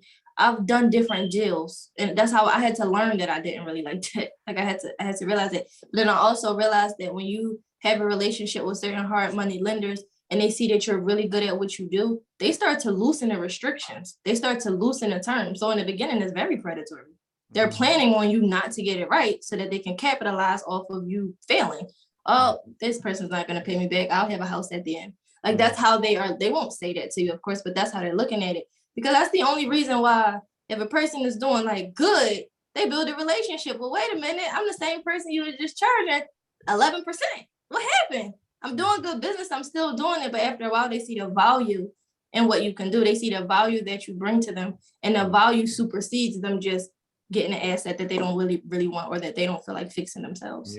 Yeah. Thank you for that. You also, when you were talking about, thinking about percentages, a lot of credit bureaus and lenders, especially for those folks who are looking at initial mortgages, there's a debt to income ratio that the folks are looking at, like 30. You can't go over 30 to 35% of your income, right? There's a reason why those numbers exist, because lenders, again, people who are giving you money, want to see your ability to pay back within a timely fashion. And so understanding how you relate and how your numbers fit, I'm just going to be transparent with you. Tyrell mentioned something earlier about credit and having a credit score and setting your children up on your credit accounts so that when they come of age, they actually have a good credit rating. I mean, most of the time we haven't never heard of this or don't really talk about this in our communities, but how many of us have heard the joke about putting the light bill in our baby's name or the cable bill in our child's name, right? So we're hustling backwards, right? We have these habits that allow us to get over, but like Dr. Jamisa said, it's putting debt on our children to the point where we got to have fish fries in order to make sure that we get a cremation, not even a burial, but a cremation, right? So we really need to practice some more strict and responsible financial management.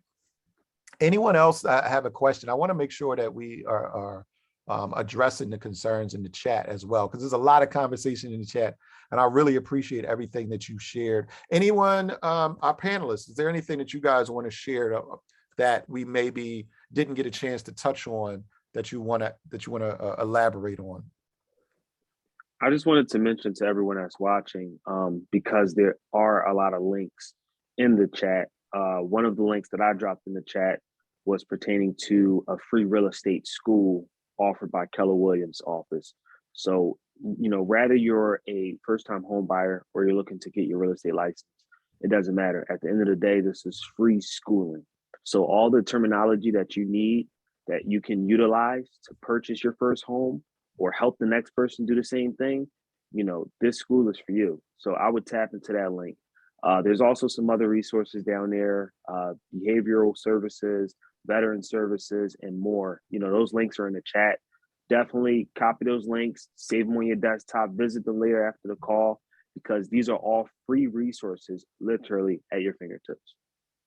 Excellent. And also, I just want to clarify, and this is for OBME, whether or not everyone has the option of saving the chat. I know that when I'm looking at it as a panelist, there are 3 dots at the bottom where we're able to type your message in. So if you click that, it often gives you an option to save a chat. I'm not sure with a webinar if everybody has access to that or not.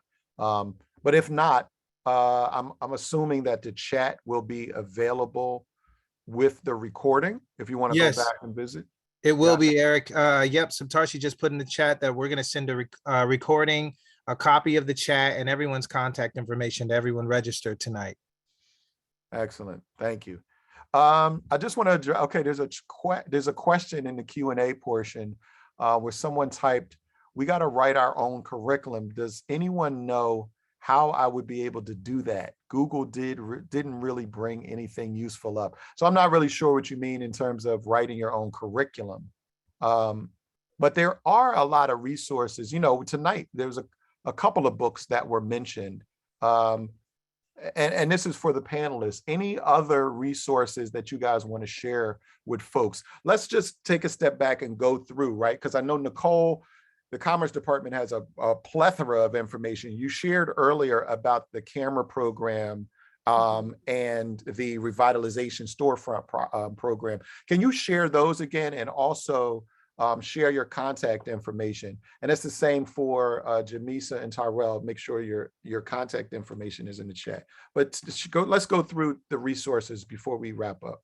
Sure. So we offer the security camera program, which is a reimbursement program. You can get up to $3,000, which would be 50% of your reimbursement for getting security cameras on the outside of your building or commercial property. The other program is the storefront improvement program, which allows you to beautify the outside of your building. That is specific to certain business corridors, but if you go to our website and get the information, you can find out if you're eligible, if you're on an eligible corridor. You can get between, it's again a reimbursement of up to 50%, and it is between $10,000 and $15,000 for that. We have a couple of different loan options that are available. I won't go into all the details now, but if you visit our website, phila.gov/commerce, you'll be able to find all of the information for the programs that we offer. But besides that, we are the resource for what your business needs are. So whatever you need, we will get you to it. So you can kind of think of us as like the switchboard for the telephone service. We get you to the source of what you need. So we have technical assistance providers. We have partnerships with some of the universities. I saw a couple of questions about nonprofit organizations. We specify with for-profit businesses, but we have partnerships with organizations that help with nonprofits, so we can still get you that connection for that resource. Off the top of my head, Temple University has a great nonprofit center, and also LaSalle University has a nonprofit center, and they can help you with resources from grants and funding to just what you need to put your organization together. I think that was everything, but just really, we want to drill in that you can come to us for whatever your need is with the city. Oh, and then I don't think I touched on it all about licensing, and if you have issues with the revenue, you can come to us for that as well. We want to make sure you get the right licensing for your business. There is one specific license that every business in the city of Philadelphia should have, which is the commercial activity license. That license is free. You have to file for the tax ID number first. You'll get that number and then use it to apply for the commercial activity license. Both of those are free. You can do them online and it can be done in a day. But those are the main license that you need for operating in the city of Philadelphia. Nicole, is that the same? Well, previously, was it called the business privilege license? Correct. Okay. Yeah, it used to be that, and it actually used to be $300, but now it's free. So Wow. Excellent. Okay, great. I Great. have changed Great. some things. Yeah. Excellent. Tyrell, I know you shared in the chat a few resources, but let's just run down some of the things that you shared. I know you shared the real estate school through Keller Williams. Give us a rundown of some of the resources that you want the folks to know before we wrap up our conversation. Absolutely. So there are two others that I wanted to mention besides the free real estate school with Keller Williams. So there's a gentleman that I know in my community who also has a nonprofit. I do apologize if my camera's going out. Someone keeps trying to call me. But basically the name of the company is Jacob's Ladder Development Center. And basically what they specialize in is everything from veteran services, vocational services, behavioral services, as well as patient services. And what that entails, everything from a GED program, basic math classes. They teach coding. They teach coding from kids from 7 years old all the way up to the age of 18. You can learn how to code, right? And these are free classes. Okay. They also deal with substance abuse counseling, PTSD, peer support groups, mental illness treatment, and so much more. I mean, the guy, when I met him, he said, "Hey, Tyrell," he called me Taylor. "Hey, Taylor, I'm in West Philly right now giving out some clothes at a barbershop that we're partnered up with, ESPN Barbershop." He's like, "Come around." I go out to the barbershop. They're giving out clothes. They're giving out tablets with 5 years of free Wi-Fi, just so that kids in Philadelphia can have access to the internet and get their homework done. Because Philadelphia, when it comes to kids' education, we are one of the worst places when it comes to kids' education in Philadelphia because we don't have the resources in our schools. Okay. So when he told me, "Hey, 5 years free Wi-Fi, these kids are getting tablets for free," I'm on board with that. Also, another one that I have not dropped in the chat, but I will. It's a young lady that I met a while ago. She also has a nonprofit called Men's Fit. And basically, Men's Fit, in a nutshell, pretty much helps teach employment skills. They go over everything from how to interview, right? Basic knowledge. How to do an interview can go a long way for a lot of people. How to dress in an interview. They help you pick out clothes. They donate clothes to you so you look good when you're wearing a suit on your way to an interview. They also help with you if you want to start a business and things of that nature. They kind of help you build a business plan, and they do so much more. So I'm going to also drop those links in the chat as well so that you guys have them. Excellent, Tyrell. Thank you so much. And thank you for dropping those gems and that information. And I know people are asking how they can get in touch with all of you. I want to go back. I want to, Dr. Jamisa, you held up a book, and I think that's one of the most practical things, right, that folks can do is there's a plethora of reading material out there, particularly from Black financial advisors, Black investors, Black entrepreneurs. But we don't have to just rely on just Black authors, right? Someone mentioned James C. Maxwell's book earlier, right? And that's been around. I think he wrote that book in like the late 70s, early 80s. But Dr. Jamisa, share with us some of the resources that you want the folks who are following along to know before we wrap up tonight.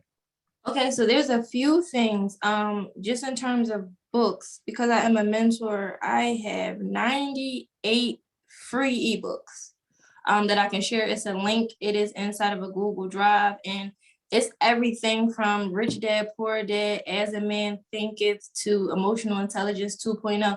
It's some of the strongest books of our time, and it's completely free. I ain't gonna tell you what I had to do to get it, but I can share it with you guys so that you can take part of it. Because like you said, it's not always about African-American authors. We also need to read from the words of the people who the system was designed for as a cheat sheet. right? So they're going to have more insight than we are naturally. And then that's how we take it back to our community and be able to build on that. So I can drop that link.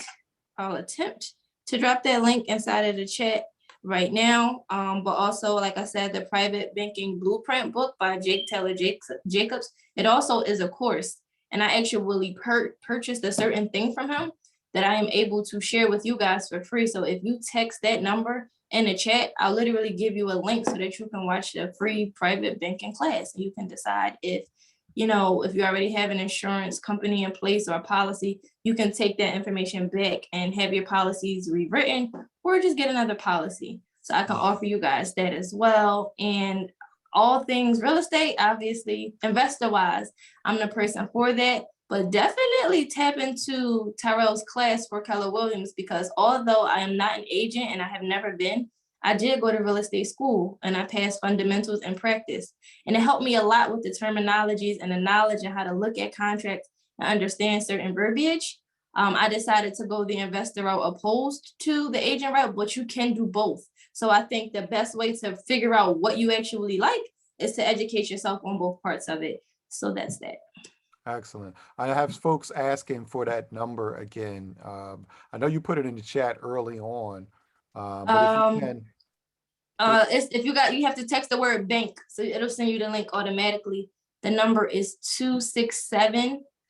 267-493-1005. I'll put it again. Yeah, if you can Can I add it, also or share one more resource too? Obi and me, if you can find it and put it in. Because we had a lot of conversation in the chat. A lot of people were fired up and really supportive, encouraged by what you guys have been saying. Tyrell, you wanted to add something? Just one more resource. If you guys never heard of the app called Clubhouse, I advise you to download it, because Clubhouse is literally like this webinar or like this Zoom, except there's no video. It's all audio and it's recorded. But Clubhouse has helped me excel tremendously in some of my side hustles, right?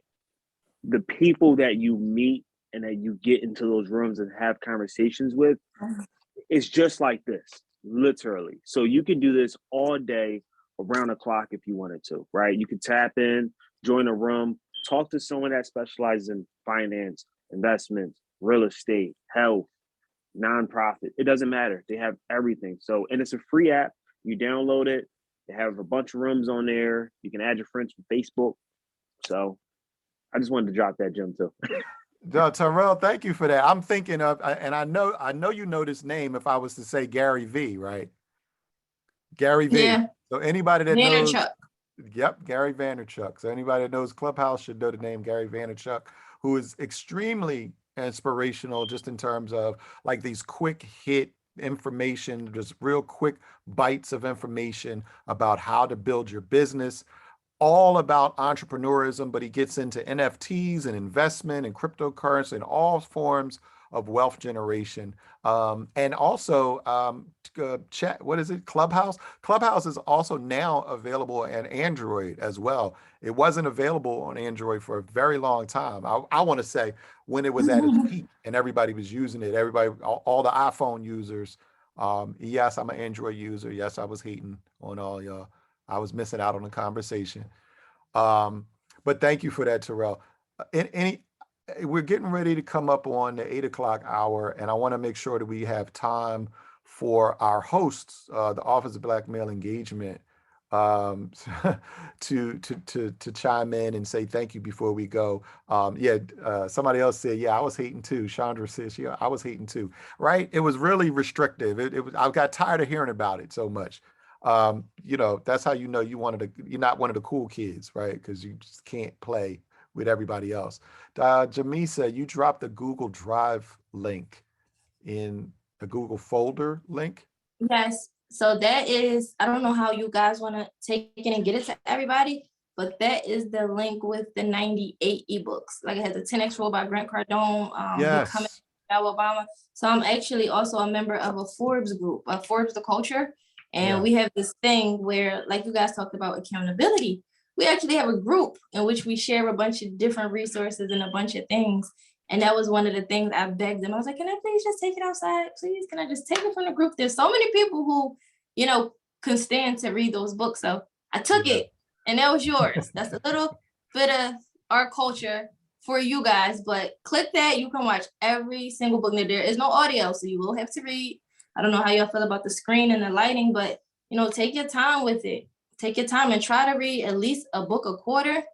I actually have an app that I pay for. It's called Headway, and it is really, really good. It teaches you, so they'll have challenges. There's like a success challenge, a wealth challenge, and it challenges you to read between 10 to 19 minutes of a specific book per day.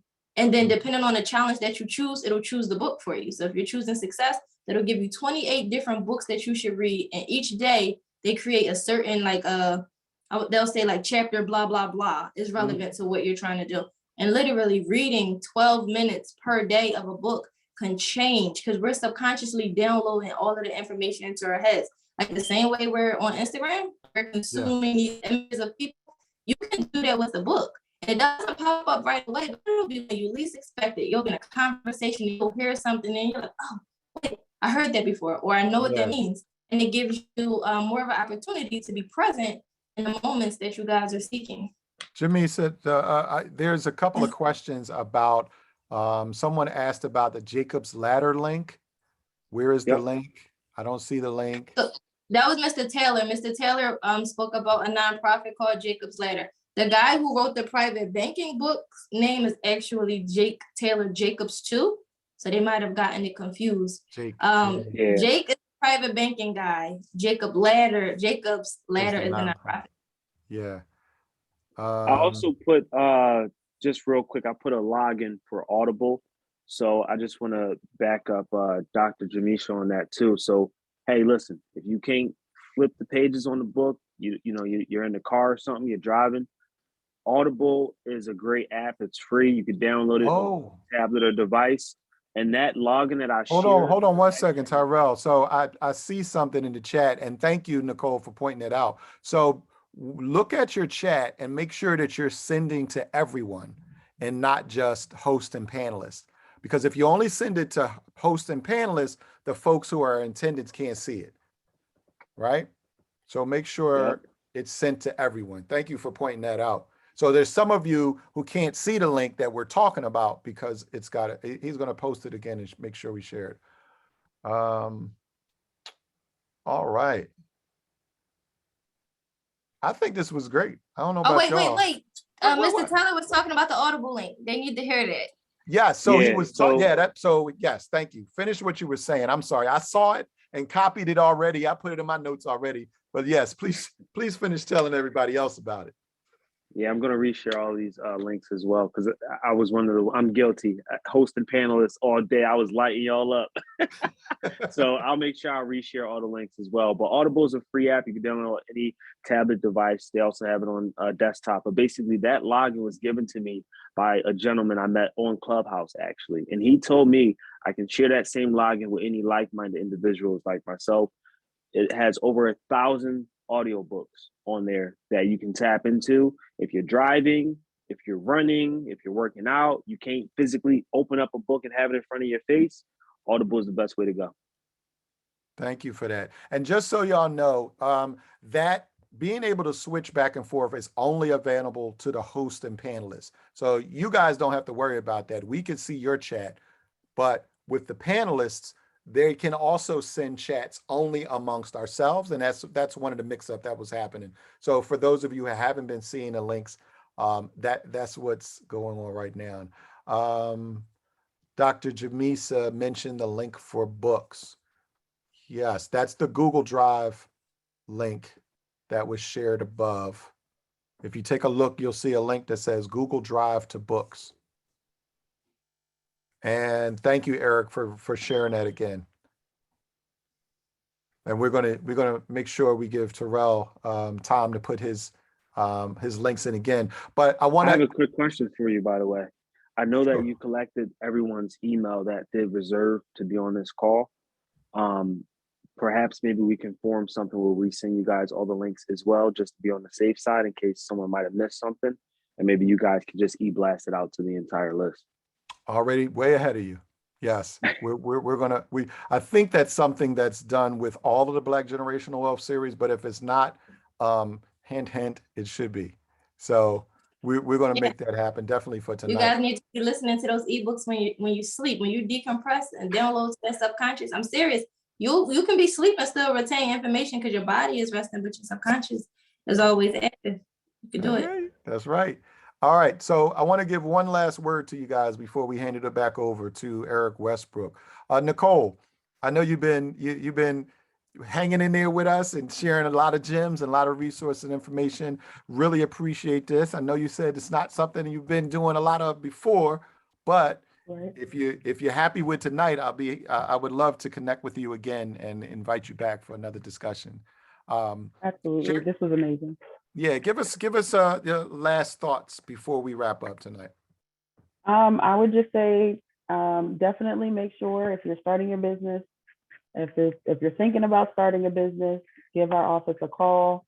We are here to help you out, help you get started, help you get moving, help you expand if you're already started.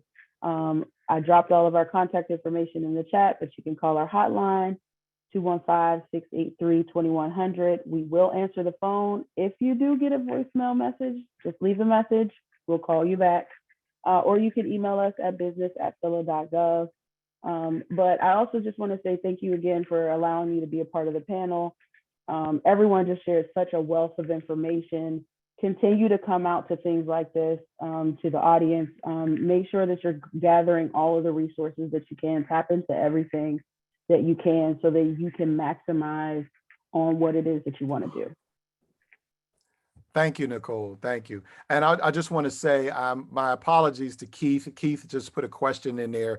And honestly, Keith, that question, the answer to that question would be a whole nother event if we got into that. The question was about establishing business credit, which is a whole nother book of that we could get into. But we do want to address that at a later date. I would say reach out to our panelists, send that email to either myself, OBME, or the panelists, whoever's contact information you got, and we'll be happy to follow up with answering that question. Tyrell, give us the last parting words and thoughts as we get ready to wrap up. One of the biggest things in business and life in general is to just show up. Show up, be present, especially if it's not going to cost nothing. Just continue to think about everything we talked about tonight and use it to your advantage, right? Use it to your advantage. All the people on the panelists, myself included, we want you to succeed. We want it bad because it makes us all look better. It makes us all feel better. It's going to create that generational wealth that we're talking about tonight. It starts now. Don't wait. Just do it.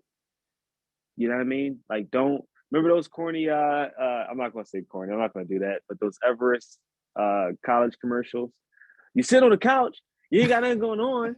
You're just chilling. You might go out this weekend and spend money. You might as well just get started. No, for real though, just do it. But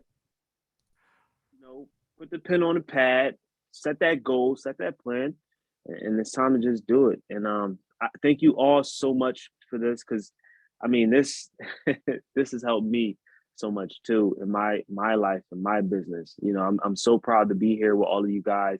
I'm so thankful for all of you guys. I mean, I've gained so much knowledge from this. So I want to continue this relationship and I look forward to seeing all of you guys succeed. I really do. Tyrell, thank you so much for that. I want to now pass it to Dr. Jamisa.